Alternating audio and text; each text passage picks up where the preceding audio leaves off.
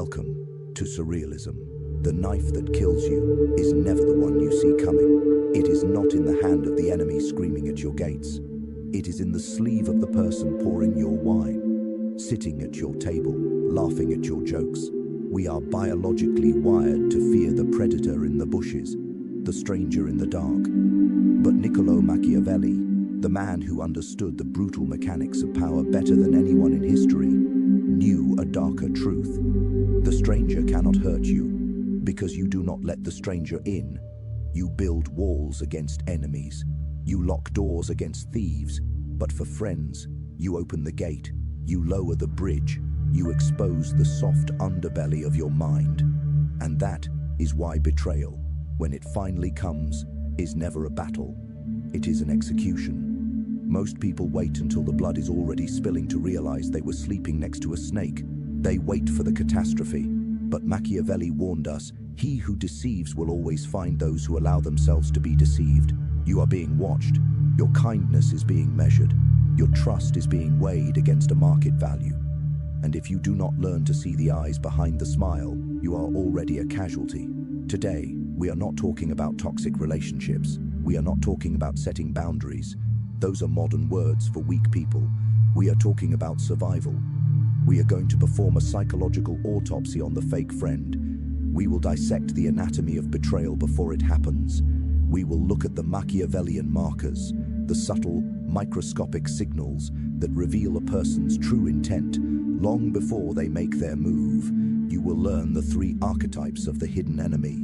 You will learn the pressure test, a method to break their mask without saying a single word.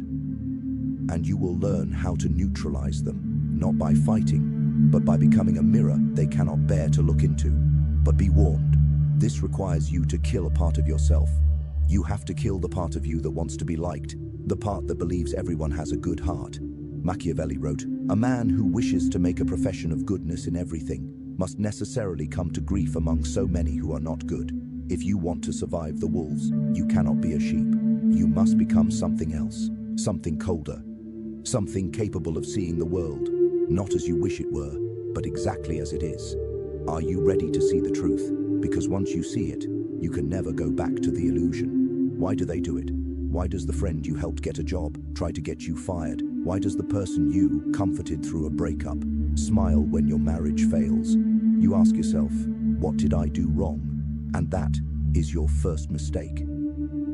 You view the world through the lens of morality. You think in terms of right and wrong, loyalty and gratitude. The strategist views the world through the lens of necessity, physics, cause and effect.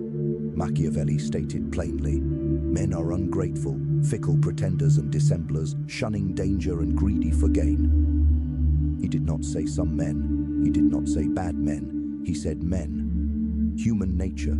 The fake friend does not betray you because they hate you. They betray you because you are in the way, or because you are useful fuel for their own ascent. It is not personal. It is arithmetic. Understand the concept of the zero-sum ego. For many people, your success feels like their failure. When you rise, they feel smaller. It is a psychological law. If you and I are on the same level, we are equals, we are safe. But if you take a step up, then he knew that courts are full of flatterers, and that men take such pleasure in their own affairs that it is difficult to defend oneself from this plague. The sycophant is the one who agrees with everything you say. They laugh too hard. They nod too fast. You're so right. They don't appreciate you. You're the smartest person in the room. This feels good. It feels like support. It is a trap. A true friend will challenge you. A true ally will tell you when you have spinach in your teeth or when your idea is garbage, because they care about your survival more than your ego. The sycophant feeds your ego to blind your judgment. Why? Because as long as you are drunk on their praise, you are pliable. You are easy to manipulate. They are buying shares in your vanity. Watch the person who never disagrees. Watch the person who praises you for things you haven't turned. They are hiding a dagger wrapped in velvet. As soon as you lose your status, the sycophant will be the first to leave, because they were never loyal to you. They were loyal to your crown. Archetype 2, the crisis architect. This one is subtler. This is the friend who is always in chaos, always a victim, always a tragedy. And you are the savior. You listen to their drama for hours. You loan them money. You fix their messes. It feels like a deep bond. You tell yourself, we've been through so much together. No, you have been used. This is what modern students of Machiavelli call the infector. They are drowning, and they grab onto you, not to be saved, but to pull you down so they have something to stand on. But here is the dark test. What happens when you have a crisis? What happens when you need them? Suddenly, they are busy. Suddenly, their phone is off. Or worse, they listen for 2 minutes and then immediately pivot the conversatio. Back to themselves. Oh, that sounds terrible. It reminds me of the time they cannot hold space for your pain because your pain does not serve them. Machiavelli would say, distance yourself from the unlucky, not because you are cruel, but because their bad luck is often a contagious form of stupidity and self-sabotage. The crisis architect drains your resources, your time, your focus, and in the game of power, energy is currency. If they are spending yours, they are stealing your future. Archetype 3, the subtle saboteur, the whisperer. This is the most dangerous of all. This is the Brutus. They are smart, they are capable, they are often your peer or your competitor. They do not attack you openly. They use plausible deniability. They use the backhanded compliment. You did great on that presentation. I'm surprised you pulled it off, considering how tired you looked. Did you catch it? They praised the result, but planted a seed that you looked weak. They reveal your secrets disguised as concern. I'm really worried about John. He's been drinking a lot lately. They aren't worried. They are broadcasting your weakness to the tribe. They are shaping the narrative that you are unstable. Machiavelli knew that reputation is everything. The saboteur chips away at your reputation like a sculptor, one small comment at a time, one raised eyebrow when your name is mentioned. They are conditioning the world to view you as lesser, and they do it with a smile on their face. If you confront them, they gaslight you. You're being sensitive. I was just joking. I'm on your side. This is the fog of war, and in the next stage, we are going to clear it. In the courts of power and in the world of surrealism, we do not rely on hope. We rely on intelligence. You have identified a potential threat. You suspect the flatterer. You are tired of the crisis addict. You feel the sting of the saboteur. What do? Do you confront them? Do you scream in the streets? No. Machiavelli never acts on emotion. He acts on data. You need proof. You need to see the internal mechanism of their mind. You need to run a simulation. Here are 3 psychological stress tests to expose the fake friend without them ever knowing they are being tested. Use these with surgical precision. Test 1, the good news trap. Most people think you test friends with your pain. Who is there for me when I'm down? Wrong. Anyone can be there when you are down. Seeing you miserable makes the weak feel better about their own miserable lives. It feeds their sense of superiority. Pity is cheap. Pity is easy. If you want to see the face of the devil, tell them your greatest victory. Tell them you got the promotion. Tell them you met the love of your life. Tell them you just made a massive profit. And then watch their eyes. For a microsecond, less than a heartbeat, the mask will slip. You will see a flash of coldness, a tightening of the lips, a deadness in the eyes. Then the mask returns. Oh my God, that's amazing. But the energy is off. The tone is high-pitched, forced, hollow. They might quickly ask a question that minimizes the win. That's great, but are you ready for the extra taxes? Wow, I hope he's not like your ex. They cannot help themselves. They must puncture the balloon. Oscar Wilde said, anybody can sympathize with the sufferings of a friend, but it requires a very fine nature to sympathize with a friend's success. If they cannot celebrate your win without a caveat, without a shadow, they are an enemy. Machiavelli would note this. He would not say a word. He would simply move them from the column of ally to the column of threat. Read. Test 2. The information diet, the starvation test. Fake friends traffic in information. Gossip is their currency. Knowing your business gives them leverage. Stop feeding them. Go dark. Be polite. Be present, but be vague. How is work? It's work. Fine. How is the relationship? Steady. What are you planning next? Not sure yet. Still thinking. Watch their reaction to your silence. A real friend respects your privacy. They are comfortable with the quiet. A fake friend gets agitated. They feel the loss of control. They will pry. They will push. They will try to provoke you to speak. You're being weird. Don't you trust me? They might even offer a fake secret of their own to trigger reciprocity. I'll tell you mine if you tell me yours. This is a transaction. They are trying to buy your vulnerability. If they get angry when you become private, it is because they were harvesting you and you just cut off the supply. Test 3, the no audit. This is the simplest and most brutal test in the Surrealism arsenal. Say no to a small, reasonable request. They ask for a favor. They ask for your time. They ask for a loan. Decline politely. I can't do that right now. I'm not available. Watch the shift. A friend accepts boundaries. A parasite reacts to no as if it were an unprovoked attack. They will try to make you feel guilty. After all I've done for you, I thought we were friends. This is emotional blackmail. Machiavelli knew that relationships based on utility crumble the moment the utility ends.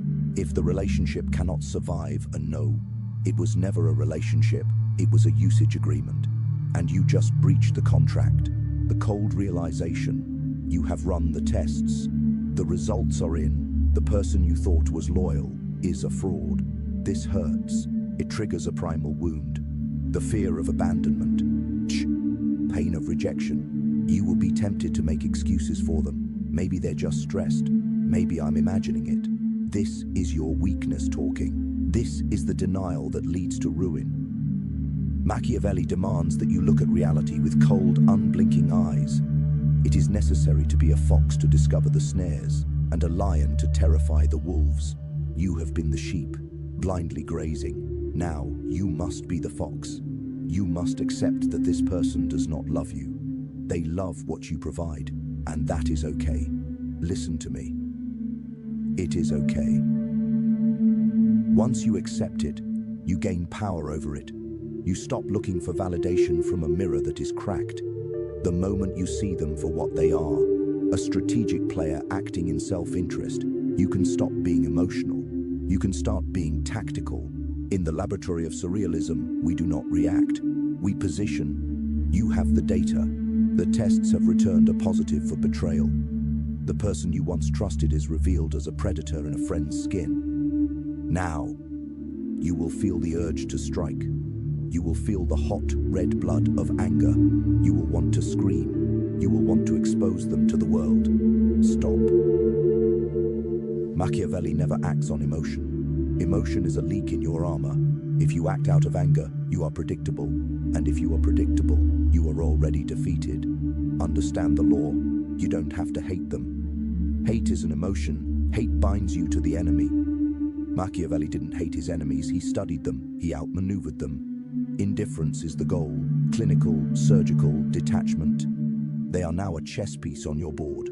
A dangerous piece, but a piece nonetheless. Now, what do we do with them? Do we cut them off? Do we ghost them? Do we declare war? No. That is amateur hour. That creates drama. That creates noise. And noise attracts unwanted attention. Machiavelli woo. LD never recommend making an unnecessary enemy. If you must injure a man, do it in such a way that you do not fear his revenge. Ghosting creates a desire for revenge. Confrontation creates a narrative for revenge. We need a method that is quieter, deadlier. We need the art of the slow fade, the failure of confrontation. If you confront a fake friend, if you scream, "You betrayed me," you hand them a weapon. You give them the power of the narrative. They will go to the group and say, "He's crazy, she's paranoid. I was just trying to help and they attacked me." You look unstable. They look like the victim. In the eyes of the tribe, you lose. We do not fight for the sake of being right. We fight for the sake of winning. Here is the protocol for the strategic neutralization. Tactic 1. The fog of boredom.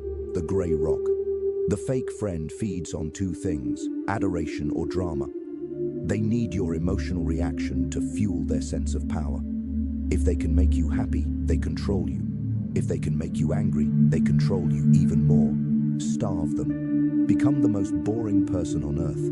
When they try to provoke you with a subtle insult, do not get angry, do not explain, do not defend, just nod. Interesting, maybe you're right. Then, look away, no eye contact, no emotional spike. You are a grey rock. They poke you. You do not bleed. They flatter you. You do not smile. This terrifies the manipulator. If they cannot trigger you, they cannot control you. Eventually they will get bored. They will move on to a new victim who provides better fuel. You haven't made an enemy. You have simply become useless to their game. And in the Machiavellian world, being useless to a predator is the ultimate safety. Tactic 2, strategic proximity. Keep your enemies closer. Why did Machiavelli say this? It is not a cliché. It is surveillance. If you cut them off completely, you lose intelligence. You no longer know what they are saying about you in the shadows. You don't know their next move. Keep them at arm's length, close enough to see their hands, but far enough so the knife cannot reach your heart. Maintain the illusion of friendship. Smile, shake hands, go to the lunch. But the dynamic has flipped. You are now the double agent. You feed them misinformation. You tell them plans you never intend to execute. You share worries that you don't actually have. Then, you watch where that information travels. If you tell only the suspect that you are thinking of quitting, and 3 days later your boss asks if you're happy, you have your confirmation. You use them as a tracer bullet. This requires absolute emotional discipline.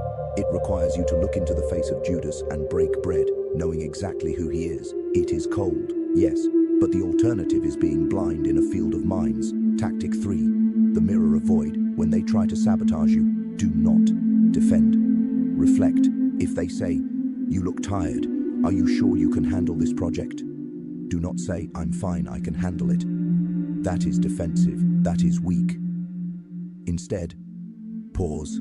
Look at them for 3 seconds, the uncomfortable silence.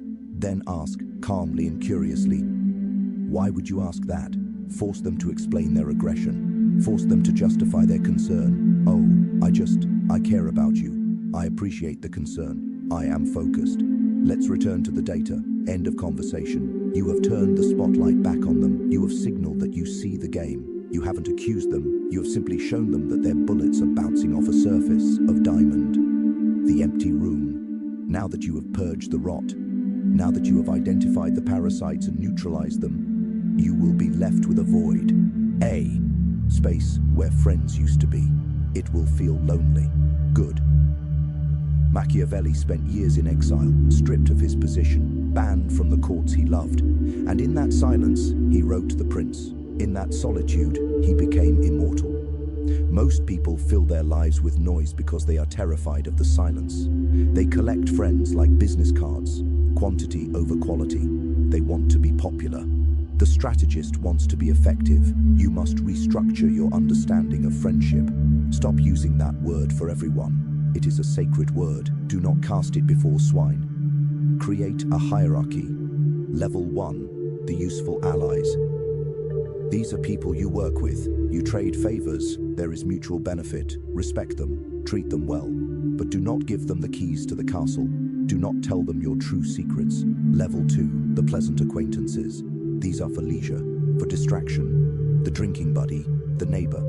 Enjoy their company, but know their depth. Do not expect them to storm the trenches with you. Level 3, the brotherhood. These are rare. Maybe 2 people in a lifetime. The ones who have nothing to gain from you, but stand by you anyway. The ones who tell you the ugly truth to your face, but defend you behind your back until you find the gold. Be comfortable with empty hands. It is much safer to be feared than loved. Niccolò Machiavelli. We are reaching the end of the autopsy, and if you have listened this far, you are feeling something shifting within you. A loss of innocence, a coldness in the chest. You are realizing that the Disney version of the world, where everyone is nice and justice always wins, is a lie. It is a comforting lie, but it is a cage. Machiavelli is often called evil. Do you know why? Because he told the truth.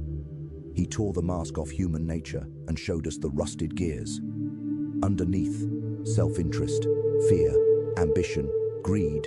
Seeing this does not make you a bad person. It makes you a safe person. It makes you a dangerous person to abuse.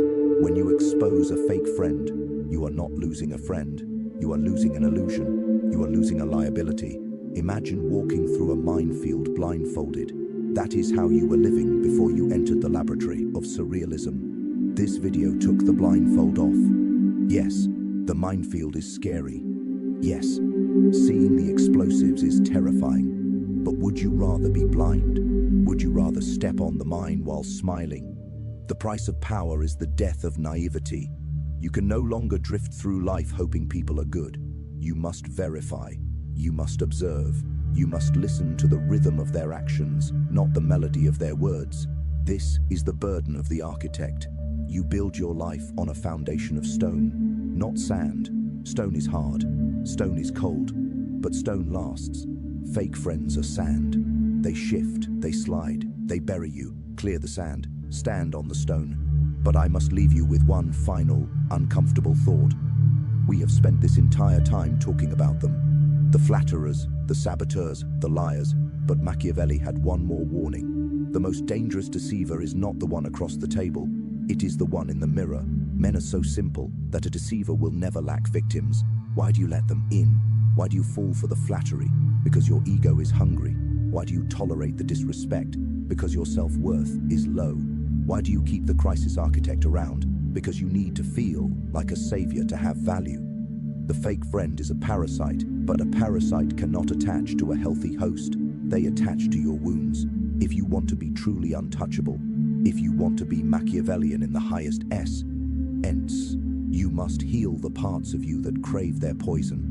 You must kill the need for external validation. If you do not need their praise, the flatterer has no power. If you do not fear their rejection, the saboteur has no leverage. If you are whole, if you are complete, you become immune, you become the glitch in their system. They will try to hook you and they will slide right off. They will look at you with confusion because they cannot manipulate a man who has mastered himself. This is the ultimate victory, not destroying them, but outgrowing them, leaving them behind in the shallow water.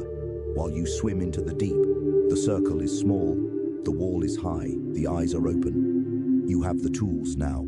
You know the archetypes, the flatterer, the crisis architect, the whisperer. You know the tests, the good news, the silence, the no. You know the strategy, the grey rock, the mirror.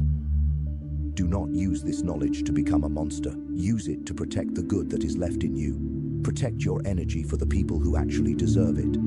Protect your empire for the future you are building. The world is full of wolves in sheep's clothing. Be the lion. Silence is your roar. Observation is your claws. And reality is your kingdom. Welcome to the real world. Stay unbreakable. Stay surreal.